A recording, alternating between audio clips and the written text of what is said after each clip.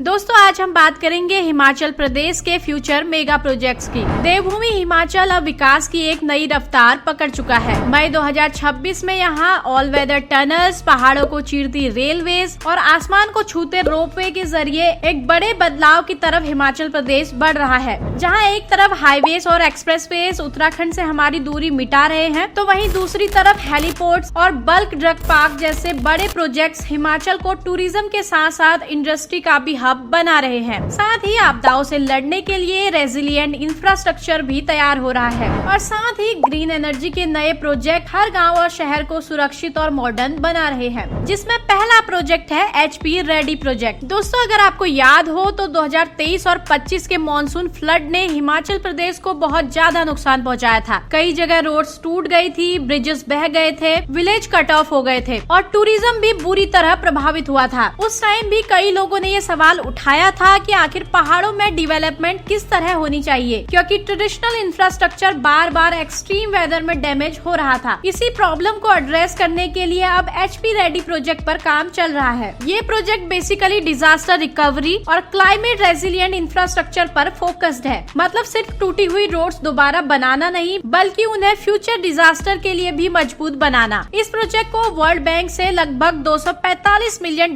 की funding support मिल रही है और 2026 में इसका इम्प्लीमेंटेशन फेज काफी एक्टिव माना जा रहा है। इसके अंडर स्टेट के अलग अलग एरियाज में डैमेज रोड्स, ब्रिजेस और पब्लिक बिल्डिंग्स को रीबिल्ड किया जा रहा है। कोशिश ये है कि फ्यूचर फ्लड या लैंडस्लाइड के टाइम इंफ्रास्ट्रक्चर जल्दी कोलैप्स ना हो। और ऑनेस्टली पहाड़ी स्टेट के लिए इस तरह की प्लानिंग बहुत जरूरी है, क्योंकि क्लाइमेट चेंज का इम्पैक्ट सबसे ज्यादा माउंटेन्स पर ही दिखाई देता है। दूसरा प्रोजेक्ट है सोंगटोंग करचम हाइड्रो प्रोजेक्ट। अब बात करते हैं हिमाचल के सबसे इम्पोर्टेंट पावर प्रोजेक्ट में से एक सोंगटोंग करचम हाइड्रो प्रोजेक्ट की। ये 450 मेगावाट का हाइड्रो इलेक्ट्रिक प्रोजेक्ट है और फिलहाल इसका फाइनल कंस्ट्रक्शन फेज चल रहा है। मई 2026 में इसके बैराज, सर्च शेफ्ट और पावर हाउस पर तेजी से काम चल रहा है। गवर्नमेंट ने इसका डेडलाइन नवंबर 2026 तक रखने की कोशिश की है। अब कई लोग सोचेंगे कि आखिर हाइड्रो प्रोजेक्ट्स इतने इम्पोर्टेंट क्यों होते हैं। देखिए हिमाचल प्रदेश के पास माउंटेन्स और रिवर्स की वजह से हाइड्रो पावर का एक बहुत बड़ा पोटेंशियल है और यही रीजन है कि इस स्टेट को इंडिया की पावर स्टेट भी कहा जाता है। हाइड्रो प्रोजेक्ट सिर्फ इलेक्ट्रिसिटी जनरेट नहीं करते, बल्कि स्टेट की इकोनॉमी को भी सपोर्ट करते हैं। कई हिल स्टेट का सबसे बड़ा रिवेन्यू सोर्स हाइड्रो सेक्टर ही होता है। तीसरा प्रोजेक्ट है भानुपल्ली बिलासपुर बेरी रेलवे लाइन। ये 63.1 किलोमीटर लंबी लाइन पंजाब के भानुपल्ली को हिमाचल के बिलासपुर और बेरी से जोड़ती है। ये फ्यूचर में लेह लद्दाख तक कनेक्टिविटी देने और डिफेंस के लिए बेहद महत्वपूर्ण है। इस प्रोजेक्ट का कुल बजट लगभग 6,753 करोड़ रुपए है, जिसमें सेंट्रल गवर्नमेंट 75% और हिमाचल स्टेट गवर्नमेंट 25% मिलकर शेयर कर रहे हैं। इसमें 20 बड़े ब्रिजेस और 16 टनल्स बन रही है, जिसमें से टनल 14 जैसे मुश्किल काम पूरे हो चुके हैं। बात करें इसके करंट स्टेटस की, तो प्रोजेक्ट अभी पूरा नहीं हुआ है। थालू स्टेशन तक का छोटा हिस्सा शुरू होने की उम्मीद है, लेकिन पूरा स्ट्रेच दिसंबर 2027 तक ही तैयार हो पाएगा। बात करें इसके मेन चैलेंज की, तो हिमाचल सरकार की तरफ से फंडिंग में देरी और साथ ही भूमि अधिग्रहण की वजह से भी प्रोजेक्ट अपने पुराने टारगेट मिस कर चुका है। चौथा प्रोजेक्ट है चंडीगढ़ बद्दी रेल लाइन। ये लगभग 33 किलोमीटर लंबी लाइन है, जो चंडीगढ़ को हिमाचल के इंडस्ट्रियल हब बद्दी से जोड़ेगी। इसका बजट लगभग 1540 करोड़ रुपए है, जिसे रेलवे और हिमाचल सरकार 50-50 रेशियो में शेयर कर रही है। बात करें इसके करंट स्टेटस की, तो इस पर काम अभी चल रहा है। जमीन मिलने में देरी की वजह से पुराने टारगेट मिस हो चुके हैं और इसे अब 2026 तक पूरा करने का एम रखा गया है। बात करें इसकी प्रोग्रेस की, तो हरियाणा वाले हिस्से में ट्रैक्स और ब्रिजेस का काम तेजी से जारी है। फरवरी 2026 तक 1000 करोड़ से ज्यादा खर्च हो चुके हैं। बात करें इससे होने वाले फायदे की,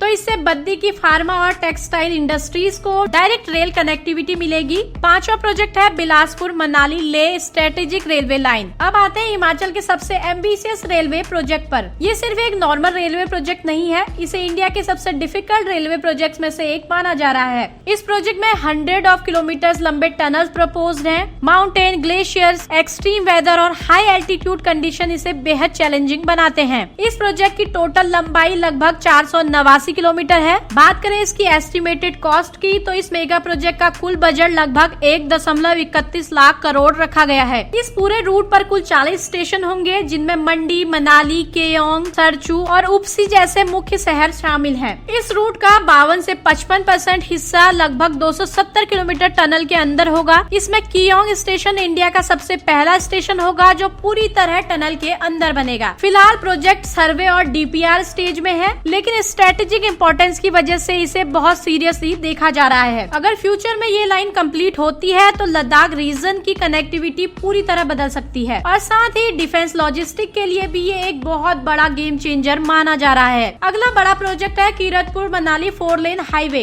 ये प्रोजेक्ट हिमाचल के सबसे चर्चित हाईवे प्रोजेक्ट्स में से एक रहा है। इस हाईवे का बड़ा हिस्सा ऑपरेशनल हो चुका है, लेकिन कुछ क्रिटिकल स्ट्रेच पर अभी भी काम जारी है। खासकर मंडी पंडो और कुल्लू मनाली सेक्शन काफी सेंसिटिव माने जाते हैं। 2026 में NHAI ने फ्लड और लैंडस्लाइड को कम करने के लिए 100 करोड़ अप्रूव किए हैं। अब यहाँ रिटेनिंग वॉल, स्लोप प्रोटेक्शन और स्टेबिलाईजेशन वर्क पर फोकस किया जा रहा है। दोस्तों, पहाड़ों में हाईवे बनाना सिर्फ रोड्स को डालना नहीं होता है, असली चैलेंज होता है उन्हें स्टेबल रखना। अब पहाड़ी राज्यों में इंजीनियरिंग स्टैंडर्ड लगातार अपग्रेड किए जा रहे हैं। अगला बड़ा प्रोजेक्ट है शिमला मटौर 4 लेन हाईवे। इस रोड का पर्पस कनेक्टिविटी इंप्रूव करना और ट्रेवल टाइम को रिड्यूस करना है, लेकिन फॉरेस्ट क्लियरेंस और डिफिकल्ट टेरेन की वजह से प्रोजेक्ट को डिले फेस करना पड़ रहा है। फिर भी अलग अलग सेक्शन पर कंस्ट्रक्शन वर्क जारी है। अगला बड़ा प्रोजेक्ट है पिंजौर बद्दी नालागढ़ हाईवे। ये रूट इंडस्ट्रियल ट्रैफिक के लिए बेहद इम्पोर्टेंट माना जाता है। Baddi industrial region already traffic pressure face कर रहा है। ऐसे में हाईवे एक्सपेंशन फ्यूचर ग्रोथ के लिए जरूरी बन चुका है। अगर कनेक्टिविटी इंप्रूव होती है तो इंडस्ट्रीज को भी डायरेक्ट फायदा मिलेगा। अगला बड़ा प्रोजेक्ट है शिमला अर्बन रोपवे प्रोजेक्ट। ये इंडिया का पहला मेजर अर्बन रोपवे सिस्टम माना जा रहा है और इसकी एक खास बात ये भी है कि इसे दुनिया के सबसे बड़े अर्बन रोपवे प्रोजेक्ट में भी काउंट किया जा रहा है। शिमला सिटी का ट्रैफिक प्रॉब्लम काफी पुराना है। नैरो रोड्स, टूरिज्म का दबाव और इंक्रीजिंग व्हीकल्स की वजह से शहर में अक्सर जाम रहता है। इसलिए अब ropeway based urban transport model पर फोकस किया जा रहा है और शायद पहाड़ी शहरों में रोपवे काफी प्रैक्टिकल सोल्यूशन बन सकते हैं, क्योंकि रोड्स को ज्यादा चौड़ा करना हमेशा पॉसिबल नहीं होता। अगला बड़ा प्रोजेक्ट है बिजली महादेव रोपवे। ये प्रोजेक्ट टूरिज्म और रिलीजियस कनेक्टिविटी दोनों के लिए इम्पोर्टेंट माना जा रहा है। जहाँ पहले लोगों को घंटों की चढ़ाई करनी पड़ती थी, फ्यूचर में वही सफर कुछ मिनट्स में पूरा हो सकेगा। हालांकि इस प्रोजेक्ट को बंद करने के लिए काफी प्रोटेस्ट भी हुए हैं, लेकिन देखने वाली बात ये होगी कि ये प्रोजेक्ट बनेगा कि नहीं। अभी इस प्रोजेक्ट को टेम्पररी सस्पेंड किया गया है। अगला बड़ा प्रोजेक्ट है सिंकुनला टनल। ये tunnel strategic point of view से काफी इम्पोर्टेंट मानी जा रही है। BRO इसके कंस्ट्रक्शन पर काम कर रहा है और इसका purpose all weather connectivity improve करना है। पहाड़ों में विंटर्स के दौरान कई रूट्स बंद हो जाते हैं। ऐसे में टनल्स कनेक्टिविटी मेंटेन करने में बहुत बड़ा रोल प्ले करती है और यही रीजन है कि अब हिमालयन रीजन्स में भी टनल पर इतना फोकस किया जा रहा है। हमारा अगला बड़ा प्रोजेक्ट है वाटर सप्लाई और essential infrastructure. ADB funded water supply project के तहत धर्मशाला, कुल्लू, मंडी और दूसरे मेजर टाउन्स में 24 घंटे ड्रिंकिंग वाटर इंफ्रास्ट्रक्चर डेवलप किया जा रहा है। इसके तहत नए पाइपलाइन और वाटर टेस्टिंग सिस्टम लगाए जा रहे हैं। अब प्लेन्स में रहने वाले लोगों को शायद ये नॉर्मल लगे, लेकिन पहाड़ों में रेगुलर वाटर सप्लाई मेंटेन करना काफी डिफिकल्ट होता है, क्योंकि यहाँ टेरेन कॉम्प्लिकेटेड होता है, पॉपुलेशन स्कैटर्ड होती है और इंफ्रास्ट्रक्चर मेंटेन करना एक्सपेंसिव भी होता है। अगला बड़ा प्रोजेक्ट है बल्क ड्रग पार्क और मेडिकल डिवाइस पार्क। अब इंफ्रास्ट्रक्चर के साथ साथ इंडस्ट्रियल प्रोजेक्ट्स पर भी फोकस बढ़ रहा है। ऊना में बल्क ड्रग पार्क और नालागढ़ में मेडिकल डिवाइस पार्क जैसे प्रोजेक्ट फ्यूचर इंडस्ट्रियल ग्रोथ के लिए काफी महत्वपूर्ण है। मेडिकल डिवाइस पार्क में अभी इंडस्ट्रियल प्लॉट अलॉट किए जा रहे हैं और बेसिक एमेनिटीज डेवलप हो रही हैं। फ्यूचर में यहाँ मेडिकल मैन्युफैक्चरिंग इकोसिस्टम तैयार करने की प्लानिंग है। इससे जॉब्स क्रिएट होंगी, इन्वेस्टमेंट आएंगी और लोकल इकोनॉमी को बहुत बड़ा फायदा मिल सकता है। अगला बड़ा प्रोजेक्ट है हेलीकॉप्टर और एयर कनेक्टिविटी। अब स्टेट के अंदर हेलीपोर्ट्स पर भी तेजी से काम हो रहा है। उड़ान 5.2 स्कीम के तहत हिमाचल के अलग अलग जिलों को बेटर एयर कनेक्टिविटी देने की प्लानिंग चल रही है। शिमला के संजौली हेलीपोर्ट और बद्दी हेलीपोर्ट को ऑपरेशनल बनाने की प्रोसेस भी चल रही है। वहीं कांगड़ा के रक्कर हेलीपोर्ट में एक्सपेंशन और बाउंड्री वॉल का काम जारी है। इसका एम सिर्फ टूरिज्म नहीं है, बल्कि इमरजेंसी सर्विस और रीजनल कनेक्टिविटी भी है। पहाड़ी राज्यों में कई बार रोड्स वेदर की वजह से बंद हो जाती हैं। ऐसे में एयर कनेक्टिविटी काफी कारगर साबित हो सकती है। अगला बड़ा प्रोजेक्ट है हिमाचल उत्तराखंड कनेक्टिविटी। अब बात करते हैं हिमाचल और उत्तराखंड कनेक्टिविटी प्रोजेक्ट की। 2026 में दोनों स्टेट को कनेक्ट करने वाली कई इम्पोर्टेंट हाईवे प्रोजेक्ट पर तेजी से काम चल रहा है। सबसे इम्पोर्टेंट प्रोजेक्ट्स में से एक है Paonta Sahib Ballupur 4 lane highway project. इस प्रोजेक्ट की कॉस्ट लगभग 1650 करोड़ रुपए बताई जा रही है। इस रूट पर यमुना रिवर के ऊपर नया 4 लेन ब्रिज भी बनाया गया है, जो कि हिमाचल और उत्तराखंड कनेक्टिविटी के लिए काफी इम्पोर्टेंट माना जा रहा है। अगर ये कॉरिडोर पूरी तरह से ऑपरेशनल हो जाता है तो देहरादून से पाउंटा साहिब का ट्रेवल टाइम काफी कम हो जाएगा। इसके अलावा देहरादून ग्रीनफील्ड बाईपास पर भी कंस्ट्रक्शन जारी है। वहीं NH 707 यानी पाउंटा साहिब हथकोटी रोड पर वाइडनिंग और इम्प्रूवमेंट वर्क चल रहा है। ये रोड सिरमौर डिस्ट्रिक्ट को उत्तराखंड बॉर्डर एरिया से कनेक्ट करती है। साथ ही ट्यूनी, आराकोट, रोहरू कनेक्टिविटी रोड्स पर भी लैंडस्लाइड को कम करने और वाइडनिंग वर्क जारी है। ये रूट टूरिज्म के साथ साथ एप्पल ट्रांसपोर्टेशन के लिए भी काफी इम्पोर्टेंट माने जाते हैं। इसके अलावा चार धाम ऑल वेदर रोड के फीडर रूट पर भी डिजास्टर रेजिलिएंट इंफ्रास्ट्रक्चर डेवलप करने की कोशिश हो रही है, ताकि मॉनसून में कनेक्टिविटी मेंटेन रह सके। और फ्यूचर में दोनों हिमालयन स्टेट्स के बीच faster connectivity tourism, defence, logistic और रीजनल इकोनॉमी तीनों के लिए काफी बड़ा फैक्टर बनने वाली है। तो दोस्तों, कुल मिलाकर देखा जाए तो हिमाचल प्रदेश इस समय एक बहुत बड़े ट्रांसफॉर्मेशन फेज से गुजर रहा है।